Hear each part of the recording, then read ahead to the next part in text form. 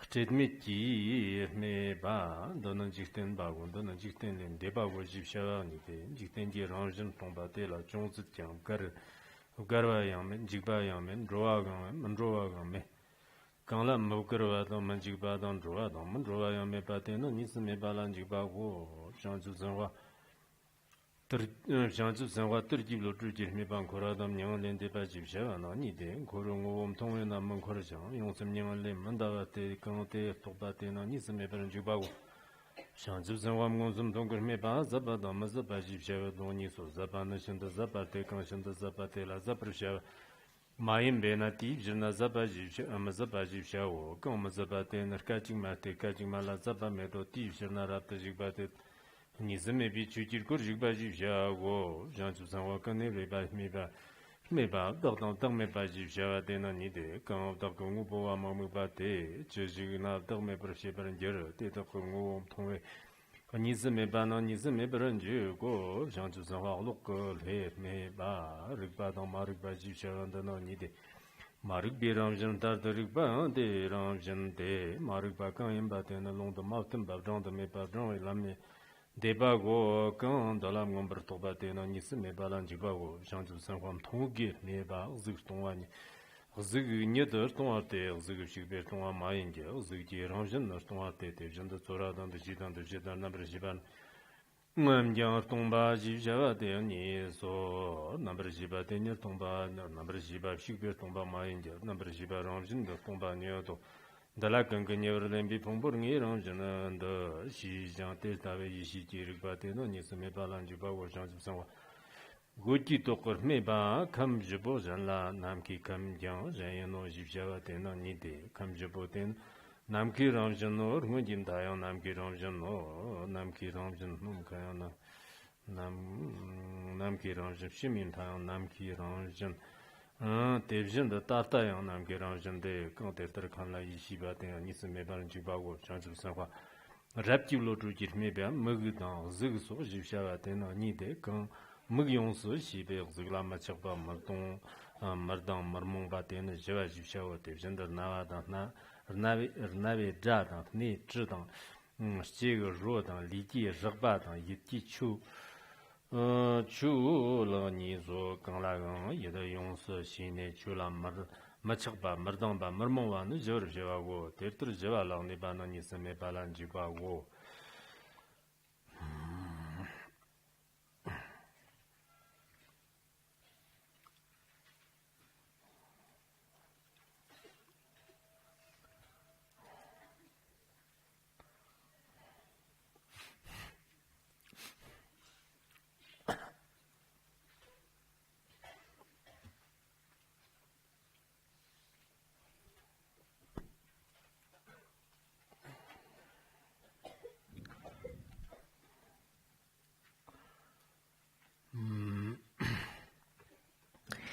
Let's then continue with the Vimalakirti Sutra.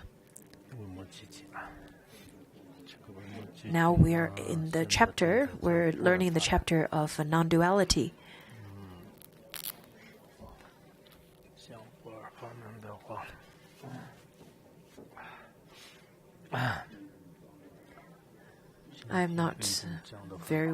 I'm feeling a bit under the weather today, so maybe the teaching today won't be so exciting. I have the component of mind and body, and if my body is not cooperating with me, then it's not my fault. Well, in this chapter, it has 31 bodhisattva, all teaching non-duality from different perspective. Yesterday we've already finished the learning of the previous 9 bodhisattvas, and then today we will learn from the 10th bodhisattva, whose name is Simhamati, or the lion mind bodhisattva. He then said that to have flaws and to be flawless constitute of duality. Flawless means immaculate, that doesn't have any afflictions, that is devoid of the 6 gates of afflictions. When we observe it, the Dharma doesn't have any characteristic of flaws or flawless. When we look for the flaw or flawless in its nature, it doesn't have any of such solid nature. When we use the wisdom of emptiness from the Madhyamika teaching, then we can't find anything. Also, it is not non-characteristic either. When we talk about non-characteristic, it's also a characteristic. When you abide in any extremes, it's also one characteristic. So that's not possible either. There's no such dharma that is either has characteristic or non-characteristic of flaws and flawless. They are not existent. In relative world, though, the dharma could be flaws, it could have flaws or flawless. When we talk about Ganza in Tibetan or sentient, which means flaws, so has flaws. Whenever people are listening to the class, when you hear the class but not able to remembering it, that means that you have flaws. There is a sutra that is called the Golden Brightness Sutra, where in it says that during the studying, contemplation, and practice, there are 3 flaws. The first one is the mind that is distracted to the external phenomena. It's just like a vessel that is upside down. It doesn't matter whatever is pouring to the vessel, it cannot receive anything. Therefore, if you have such kind of attitude of listening, then you cannot obtain the wisdom of listening. And then the second flaw is the mind of forgetfulness. And once you have such kind of mind, then your vessel of receiving the Dharma is broken. It has a hole in it. Then in such a way, it doesn't matter how much Dharma is poured into such vessel, it will all goes to waste through the hole on the vessel.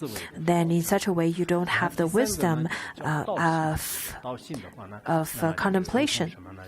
And then the third one is the mind of stealing. And then in such a way, then your mind is very much polluted by poison, and in such a way you don't have wisdom that's obtained from practice. So those are the 3 kinds of flaws that you obtain through the 3 kinds of flaws.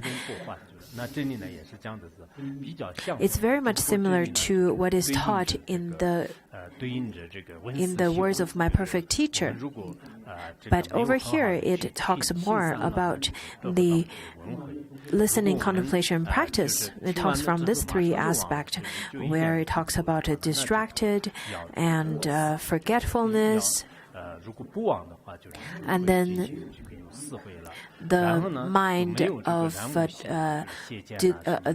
delusion, the mind of wrong view, such as views of afflictions and all those kind of views. If you don't have those kind of views, then you will be able to have the wisdom derived from practice. So whatever Dharma you listen to, even other classes, other worldly classes and worldly knowledge, then in such a way, you can also apply these three methods. Let it be speech or let it be seminar. It shows your level of study or your level of capacity. For those of you who don't have a great memory, then it's important to memorize or to write down notes so that it will remind you of the content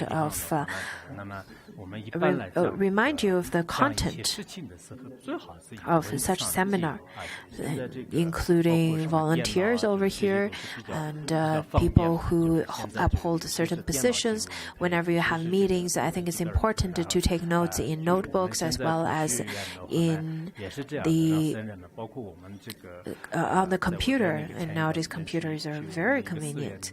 When I went to a different Buddhist academy, I reminded them that it's really important to make notes and make records. Otherwise, it's just like how in the ancient India, people didn't really have the kind of habit of making notes. Back then in the ancient India, Buddhism was destroyed by Muslims at that time, and there was no record. And there was a British archaeologist based on Master Faxian and Master Xuanzang's notebook and a journal. He then found all the Vajra seat as well as the Bodhi tree and many important Buddhist sites. So it's quite important to keep those records. If you stay in Tibet for 5 years, then it's quite important to keep them in record for that period of time, and then later you will remember those. Originally, it's the teaching on non-duality, but now it's the teaching on duality, it seems.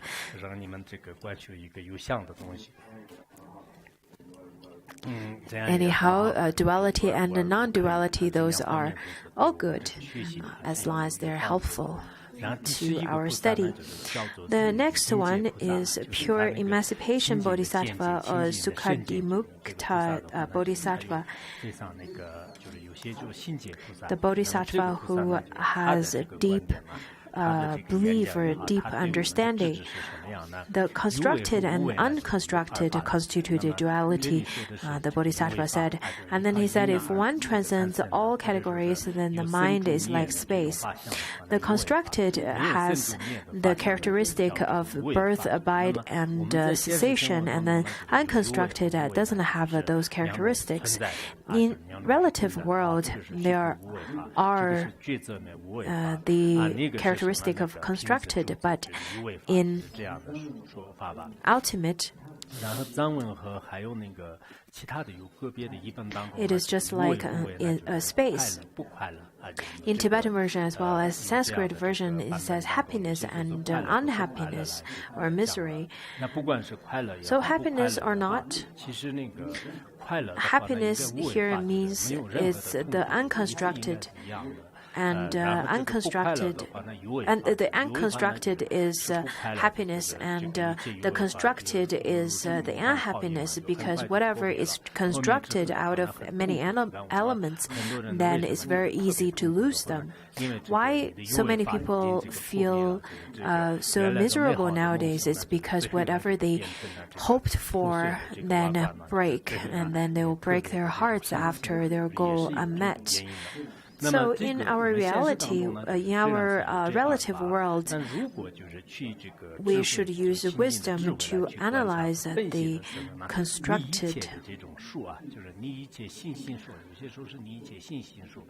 If one transcends all categories, all mind categories or the Chittashika. Doesn't matter what constructed or how many numbers or unconstructed they are, all those numbers, as according to other editions, other translations, it says that doesn't matter how many numbers there are, then the mind is just like a space. With such pure wisdom, without hindrance, there's no obstacle to such wisdom. In Tibetan, it says that the happiness and unhappiness constitute a duality, and if one transcends all categories and numbers, then the mind is like a space, like the space. And the wisdom is without any obstacles. The pure wisdom is placed a little bit differently than the Kumarajiva's translated version. So both versions are good. This is to enter the Dharma gate of non-duality. The constructed and unconstructed in our world, they are such differentiation, but when we use wisdom to analyze both of these, in fact, they're both empty, and such truth is the essence of Prajnaparamita that's taught by the Buddha. Therefore, whomsoever studies Vimalakirti Sutra, I think it's quite important to understand both on the words as well as in your mind. And it's important to have some insights of such teaching. So whenever we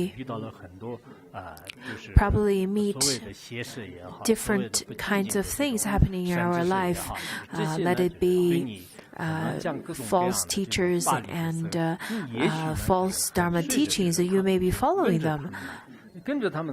And if you follow them based on whatever they say, then your practice just goes down the drain. But when you encounter such teaching, such profound teaching of non-duality, then your practice is completely different. Of course, it's really good to practice the vehicle of gods and humans, to have rebirth to attain gods and human realm. But if you only consider those in your life, then it doesn't give you liberation. It's quite important to develop certainty in such view. Otherwise, the evil teachers or the teachers who teach the false Dharma will lead you to the wrong path. In the sutra, it talks about the story of how 6 bhikshus who teaches the wrong Dharma. Their names all sounds really wonderful as the great merits and meritorious joy and so on. But their mind and their teaching are defiled by the wrong path and wrong view. When during their teaching they talk about everything has its solid characteristic. It has everyone is solidly existent, and everyone other than yourself solidly exists as well. And then they propagate their teaching to a wide crowd. They were very popular because of their methods of propagating their teaching. Because of their propagation, whomsoever talks about non-duality, whomsoever talks about there is no solid I existing or solid phenomena and solid others, then their disciple will slander them to be the wrong Dharma or they're not the truth. And because of such incidents, an arhat went to them went to the 6 teachers and the disciples as well as the 6 teachers beat him up, beat all the sage and lots of enlightened beings. And because of such wrong view, all of the teachers as well as the disciples fell into the Avicii hell. In this world, they may appear to be good spiritual friends or good teachers, but you need to have the view of certainty to be able to differentiate what is the correct and what is not correct. Otherwise, when people would say that, otherwise people may just follow the teaching of you should view your teacher exactly the same as the Buddha. And when you are not at that level, then I think you should first off beginning to view your teacher as a mundane being. The beginners should not see the teacher as the Buddha. Otherwise, you don't even have the opportunity to observe your teacher, whether if the teacher is teaching the correct Dharma, whether if the teaching is a genuine teacher. So it's quite important to observe the teacher as a mundane being, as just a simple spiritual friend, and not as a Buddha first. And slowly, with your development of your view, then you can view your teacher as a Buddha along the path. Also, another moral we can learn from this story is that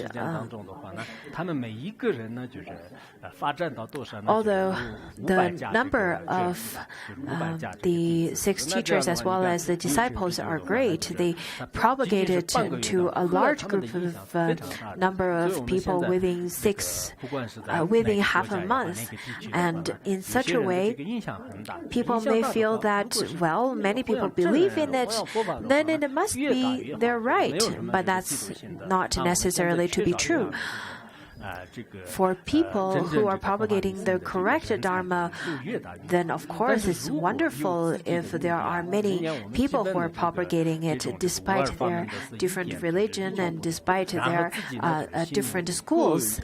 However, for people who are propagating the not the truth but the faults of the reality, then it is the best that we can, if we could distinguish what is right from wrong. Otherwise, they could create great harm. Just like in stock market, just like people would have to analyze and observe whether a stock is going to rise or not. Otherwise, if a person invests into the stock market without observation, then that person could lose the whole life's saving. At the beginning, it may seem like everyone's really great, they're wonderful people, but slowly you may feel that people are all terrible. That's really not the best way of following any spiritual path. You should observe first rather than falling to it blindly. As a Buddhist, it's quite important to understand the essence of Prajnaparamita, which is really the essence of the Buddha's teaching. And the essence of this is non-duality. You have to develop some kind of insights to this teaching. Otherwise, it doesn't matter how long you study, then you won't be able to, you don't have any grasp to the genuine teaching of the Buddha Dharma. Maybe you have studied decades of Buddha Dharma, maybe you become a Buddhist for decades, but without upholding such teaching of non-dualism, you are not really entering or learning the essence of Buddha Dharma.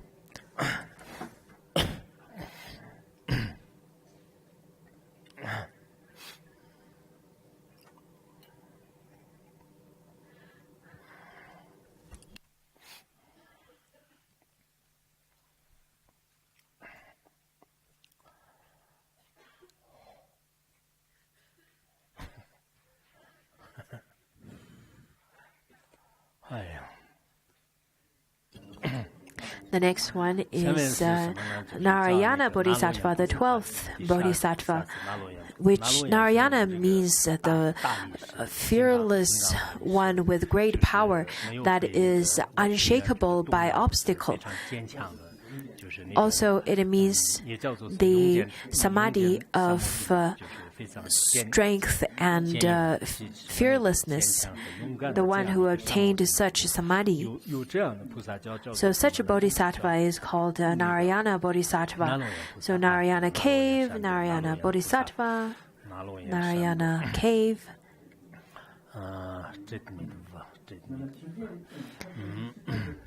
The mundane and the supermundane constitute a duality.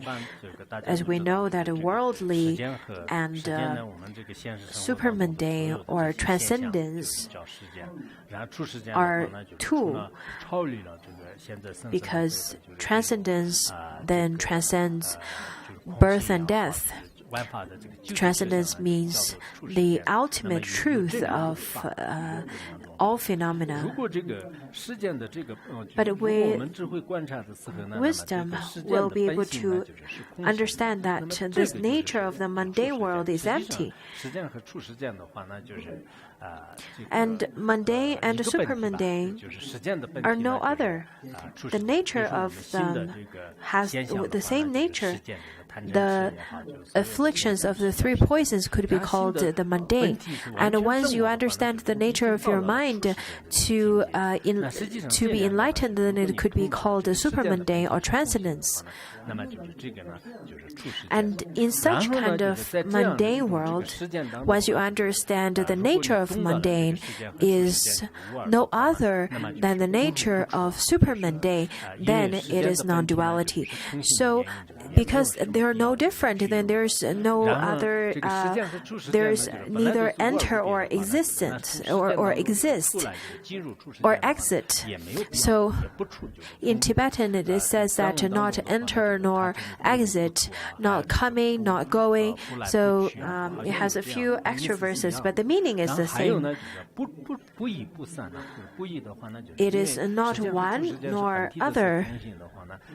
It is not overflow nor disperse, because it's not increasing, and because you're not giving up on the mundane world to attain supermundane world, therefore it is not dispersed or giving up. In the appearance of it, the mundane and the supermundane are different, but according to the country protecting Dharani, it says that the world and supermundane are all in equanimity. So, once we understand this, once we understand the nature of the mundane world,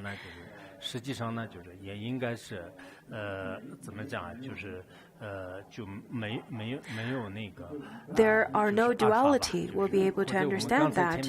The constructed, unconstructed, the mundane and supermundane, they're the same. The two verses, the meaning of such is the same. The supermundane means unconstructed, and unconstructed means supermundane or transcendence. According to Mipa Rinpoche, he said that it could be called the non-duality, it could be called the wisdom of non-duality, it could be called the transcendence. It has so many names. According to the root stanzas of middle way, it says that arising and abiding and decay are not established, thus compounded things do not exist. And since compounded things are not established, how could the uncompounded be established? When we see that the world do not exist, therefore the supermundane do not exist either. It doesn't have its true nature or solid existent nature. So this is the Narayana Bodhisattva's teaching to us. That's what he shared. The next one, it says that excellent mind bodhisattva or the Dantamati bodhisattva. In some editions, it says that the bodhisattva who tames the mind, he has kind mind. Sometimes when we have really unkind thoughts, when anger arises, this is very much unlike the excellent mind bodhisattva who's always kind. He sees everyone and smiles to everyone, unlike some of us who may smile to others, and when he sees people that he doesn't like, and then he would just look really upset and angry. So, excellent mind bodhisattva is completely different. Anyhow, he said that samsara and nirvana constitute a duality. To the one who is not enlightened, samsara and nirvana are completely different. The nirvana of Shravakas and Pratika Buddha and the nirvana of Buddha are different than birth and death as in samsara. If one sees the nature of samsara or the nature of birth and death, when you see the nature, then you see that there is no birth and no death. In such a way, there is no bondage and no emancipation, neither generating nor extinguished. To understand in this way is to enter the Dharma gate of non-duality.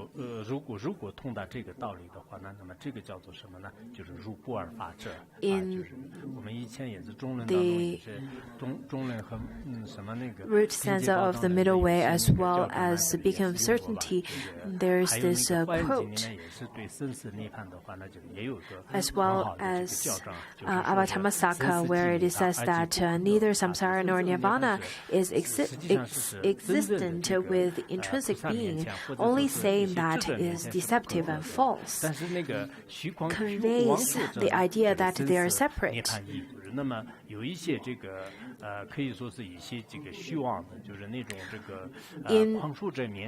For people who are deceptive, who have delusion, then it's to say that there is samsara and there is nirvana.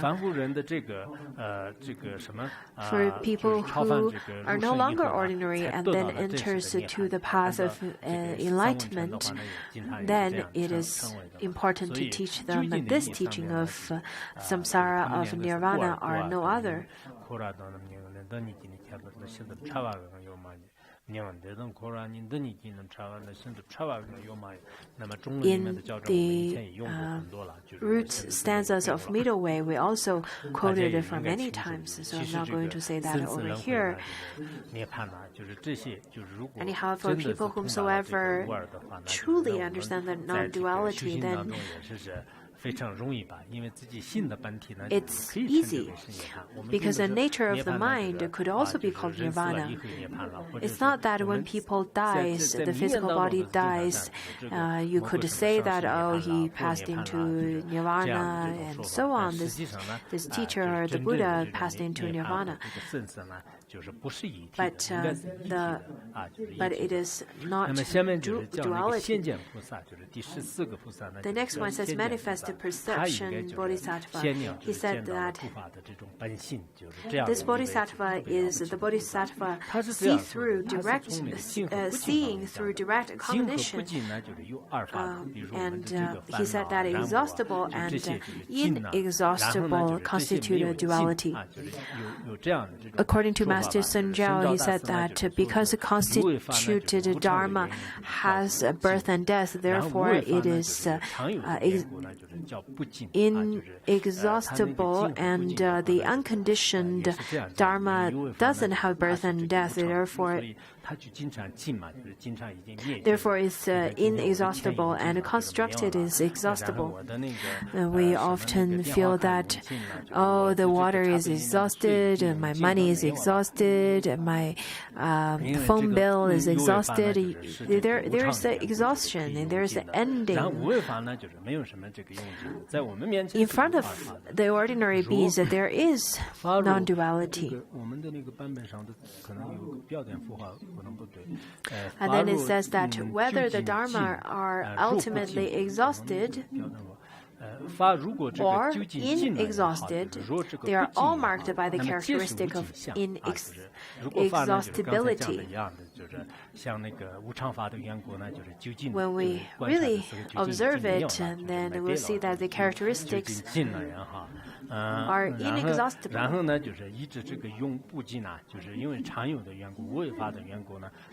Inexhaustible or exhaustible doesn't have any characteristics. Because when you really observe it, there is. When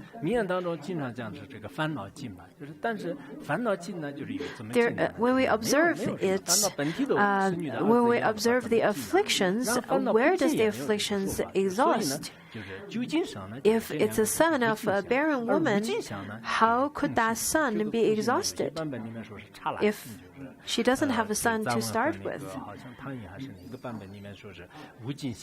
In the Tibetan version, it says that the inexhaustible characteristics is momentary. Maybe because of the addition is different. But the meaning is very similar. Momentary, it also means that there is nothing solidly existent. That's how it could be momentary, therefore it's emptiness. Emptiness is without characteristics of exhaustible and inexhaustible. The emptiness doesn't have such characteristics of exhaustible and inexhaustible. In relative, we say that there is exhaustible or inexhaustible, but in the great emptiness, there is no such differentiation of exhaustibility or inexhaustibility. You finished, you used the money, you exhausted the money, or you spend all your money, then you can use such a method of consoling them and saying that exhaustible of money or not is just all momentary. In the ultimate truth, they are all the same. Isn't it? When we teach, when we were learning the non-duality, then all conflicts, all the contrasts could all be well-rounded, and there's really no conflicts at all. That's why people really like Mahayana teaching. And on top of listening to this, you will also feel that it has profound meaning behind it. The 15th Bodhisattva, whose name is Samatthagupta, or the Universal Maintenance Bodhisattva, the name means that the Bodhisattva who is well upholding the truth, the ultimate truth. Although upholding the ultimate truth, he also upholds the bodhicitta in relative world. So he said that self and no self constitute a duality. Before enlightenment, we see how self and no self, we see self and others. You may feel happy in the morning, and you see that I am very happy in the morning, I'm unhappy in the morning. We have so many eyes, so many minds. In ordinary beings, we have so many eyes, and in Bodhisattva's realization, they have lots of no-self. But in ultimate reality, since the self is unattainable, let it be through the artist's meditation or any observation, you see that the self is unattainable. And once you cannot attain a self, then how can you attain a no-self? How could no self be attainable? Those who see the real nature of the self will never again generate a duality. If there is no self, then there is no self. This is to enter the Dharma gate of non-duality. 这种人呢，就是如意不二法门，就是那么这个呢，就是有一个应该是一个中观的吧，就是报信王真论，或者报信王真论。In the Precious Garland, it says that Nagarjuna's Precious Garland, it says that neither self nor non-self are to be apprehended as real. Therefore, the great subduer rejected views of self and non-self. Those two extremes of self and non-self. The title of it is called the Correct Sutra of Ratna King. This is translated by Paramatta during early Chinese dynasty, but I think by comparing this particular sutra to the Precious Garland by Nagarjuna, I noticed that this particular sutra is Nagarjuna's Precious Garland. The first chapter and the last chapter are the ones that I compared. I didn't do the whole book, but it seems that they're very much similar. Although some of the vocabularies are different, because at the beginning of those, at the very early stage of the translation, some of the vocabularies are different than the ones that we use now.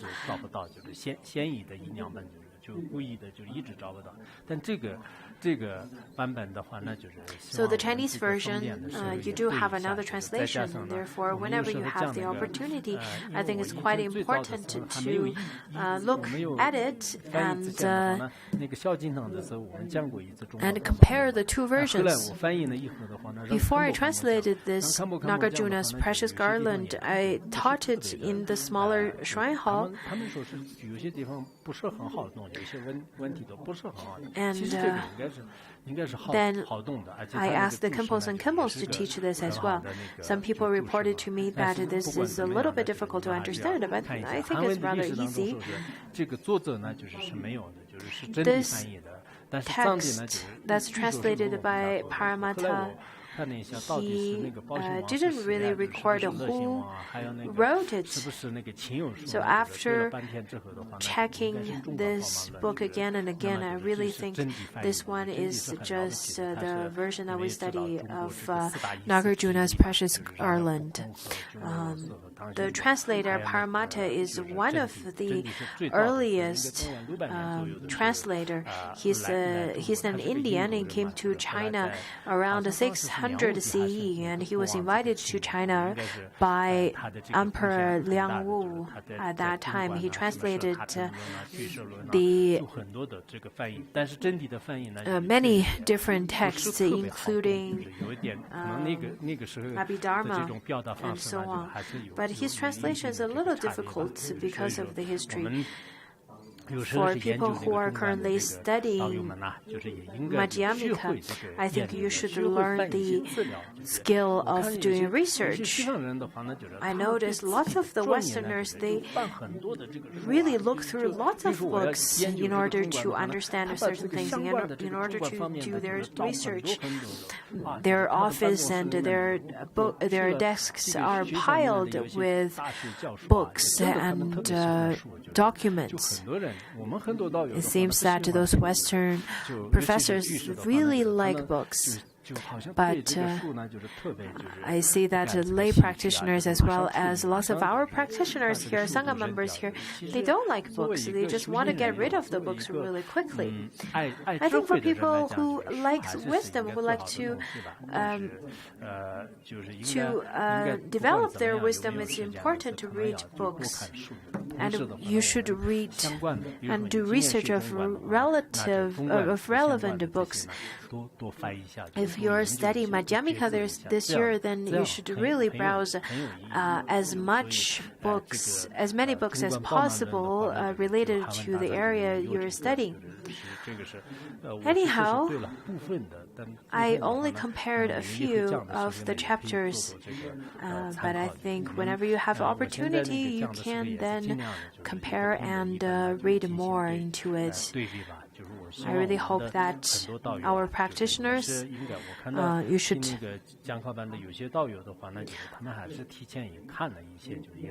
spend the time to learn and spend the time to do research. I noticed lots of our after-class discussion group and the practitioners, the Sangha members would prepare the class beforehand. They would do lots of research. And that's a very good spirit for studying.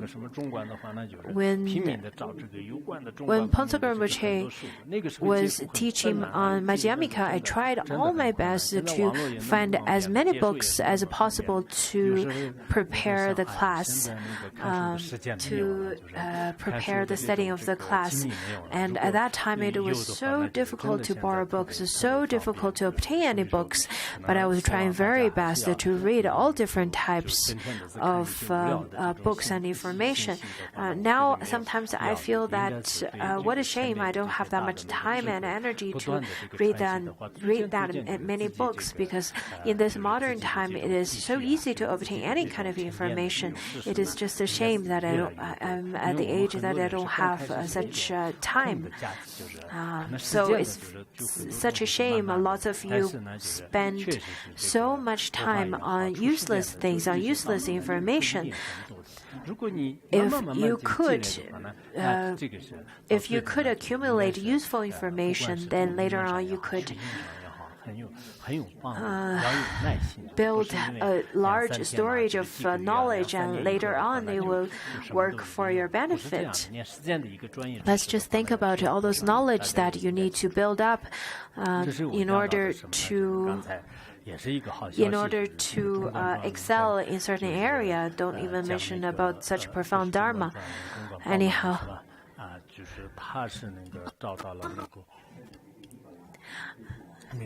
I am really glad that I found a really old version of translation. Let's look at Master Fa Xian, who was cherishing the Dharma books so much. So we should also do the same, following his example.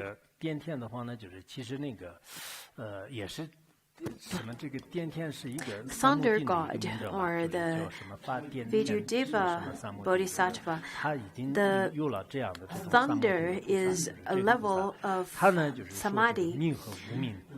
So he said that wisdom and ignorance constitute a duality. Wisdom and ignorance is the beginning of the 12 interdependence. The 12 links of interdependence. The real nature of ignorance is wisdom. Therefore, wisdom cannot be grasped, and it cannot grasp and transcend all categories of reality. It is all in equanimity. To be universally equanimity and non-dual with respect to this is to enter the Dharma gate of non-duality. The 12 links. I remember there's a story coming from the Tibetan Tripitaka, where within the Tripitaka there's a sutra that's called the Virtuous Woman's Sutra. The sutra requested by the virtuous woman. The virtuous woman then asked the Buddha, saying that when you first turned the Dharma wheel, what did you teach? And the Buddha answered, it is the 12 links. And it begins with ignorance. Then the virtuous woman says that, is ignorance existent? And then the Buddha said that ignorance is not existent. Then this virtuous woman continued to ask and saying that if virtuous do not exist, then the the perception does not exist either. Then the whole cycle do not exist. How can you explain that? If none of those are existent, it's just like a tree that doesn't have any root. Because if ignorance do not exist, all the suffering that created by ignorance should not be existent either. Then the Buddha answered saying that once you understand the nature of ignorance, you see that ignorance is not existent. But the mundane beings, the ordinary beings, still do not see the nature of ignorance yet. And when they do not see the nature of ignorance, then all the 12 links are existent. So the Buddha, as an enlightened one who will follow the norms of all sentient beings, therefore the Buddha taught on the 12 links. But wisdom and ignorance are no other to the beings who already understood such, who are ready to receive such teachings. I think at that time, the sentient beings, they have lots of virtue, and upon hearing such teaching, they understood the teaching right away. I understand it, she said.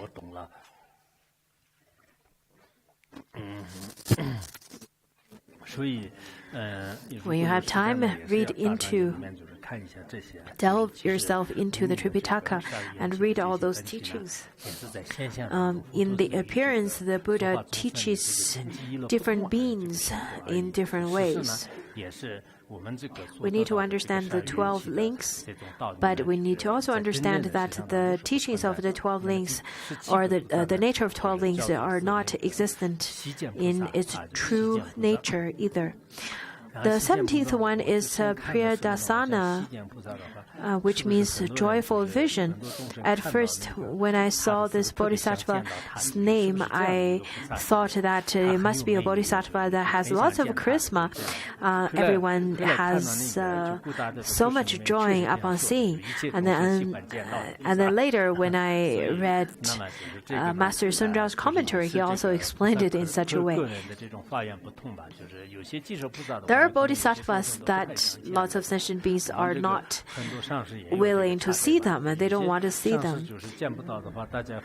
There are some gurus who are very popular. When people do not see them, people will feel really upset. And there are gurus who are not very popular. So in this way, this joyful vision bodhisattva, who must be very beautiful to look at, he has quite a lot of research in the form. He then said, form and the emptiness of form constitute a duality. The form that we see, we perceive, and the emptiness of a form. At this moment, we do not understand that form is emptiness and emptiness is form. For ordained beings, we see form as form and emptiness as emptiness in their duality. But with wisdom, when you observe it, you see that the form is emptiness. And it is not that form extinguishes or form disappears and then emptiness appears. It's not true. It's not that when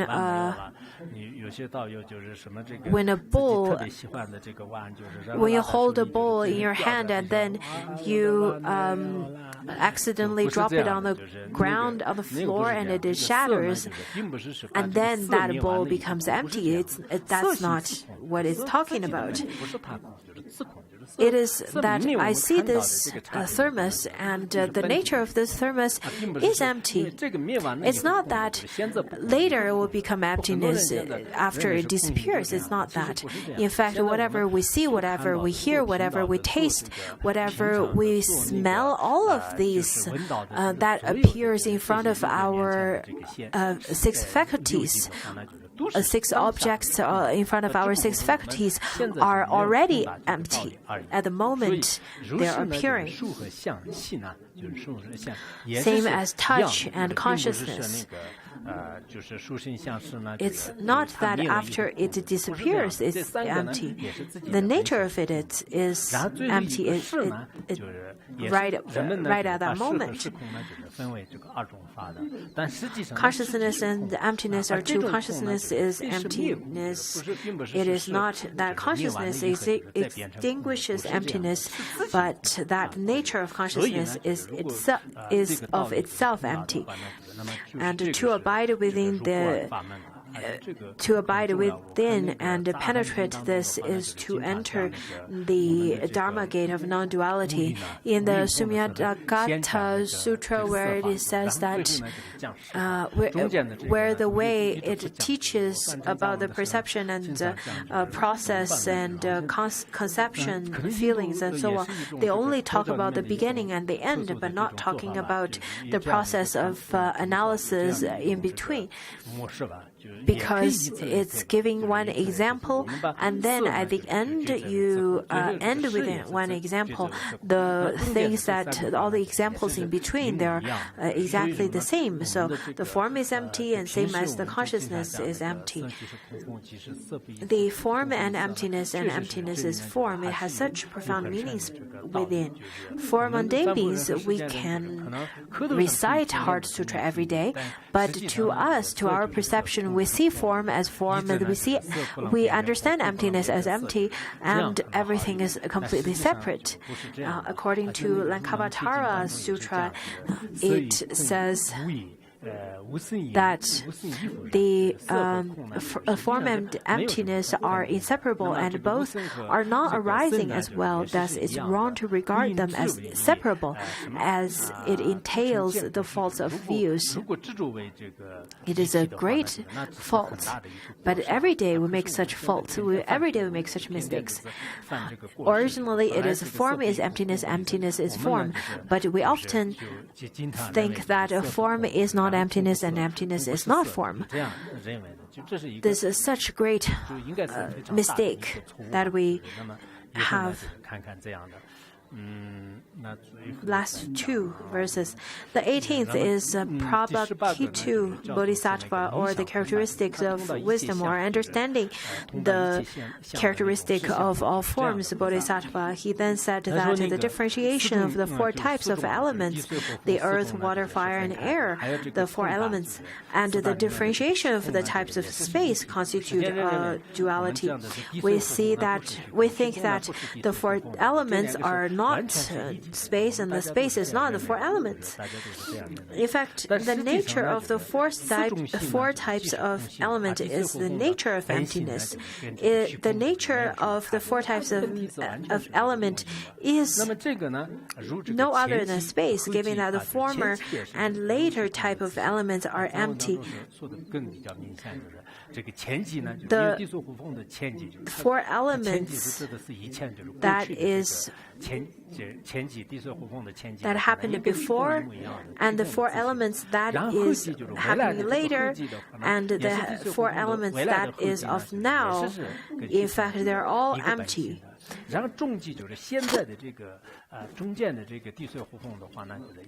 They are no other than the space. So in such a way, we say that space is no other than the four elements.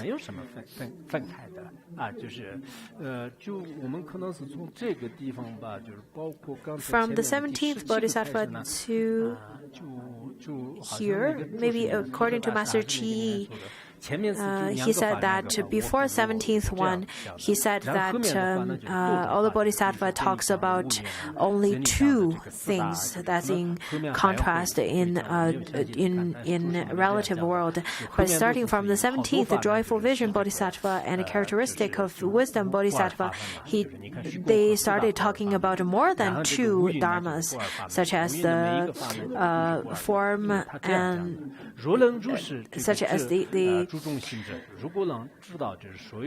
form, conception, process, and consciousness, and the 18th one, that is the four types of elements and space.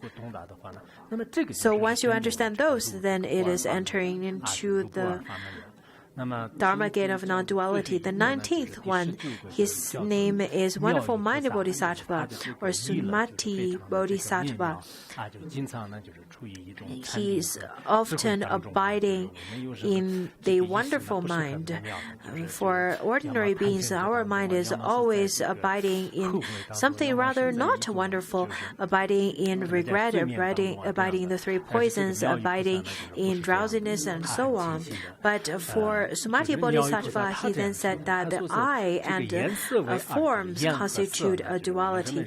People usually feel that I is the faculty and forms are the things that is perceived by the eye, just as the color white, red, and so on, or other forms. They constitute a duality. But if one understands that the nature of I is neither licentious, nor angry, nor stupid, nor with regard to forms. In fact, the eye, nose, ears, they are all faculties.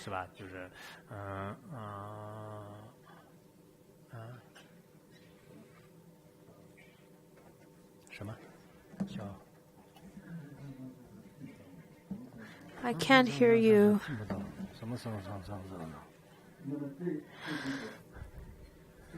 Anyhow.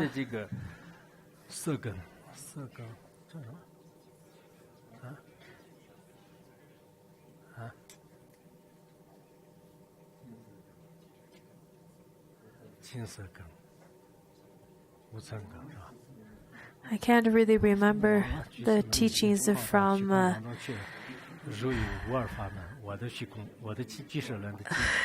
I can't remember the teachings that I learned of the Abhidharma. Now all of my teachings, all of the knowledge I've studied, I've given them back to the non-duality.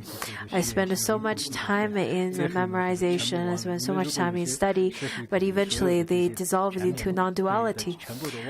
So whenever you have such kind of when you have such kind of experience, you should also feel happy, just like me.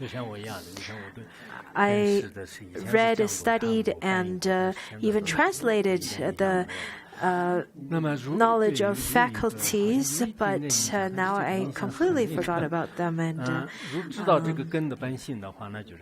you should also not feeling upset when you forget, just like how I feel.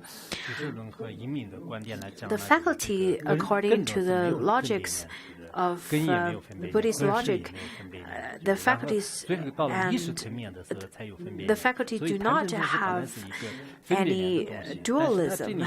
They do not have dual thoughts. So once you understand the forms and the eyes or the faculties do not have any dichotomy, then you'll be able to understand that they do not create any seed in the storage consciousness. It is really the consciousness that creates such feelings such as licentiousness, angry, or stupidity. This is called the serene extinction. Likewise, the ears and sounds and nose and smells, the tongue and the taste, the ear ear that hears the sound, the nose that smells the fragrance, or the tongue that it tastes, and the body and that feels how it feels the tangible, and then the mind and the dharmas constitutes duality. If one understands that the nature of the mind is neither licentious, see, it didn't really talk about the previous three, it then directly jumped to consciousness. If one understands the nature of mind is either licentious, nor angry, nor stupid with regard to the Dharma, this is called the serene extinction. To abide peacefully within this is to enter the Dharma gate of non-duality. In this one, in the Sumayagata, they also talked quite a bit about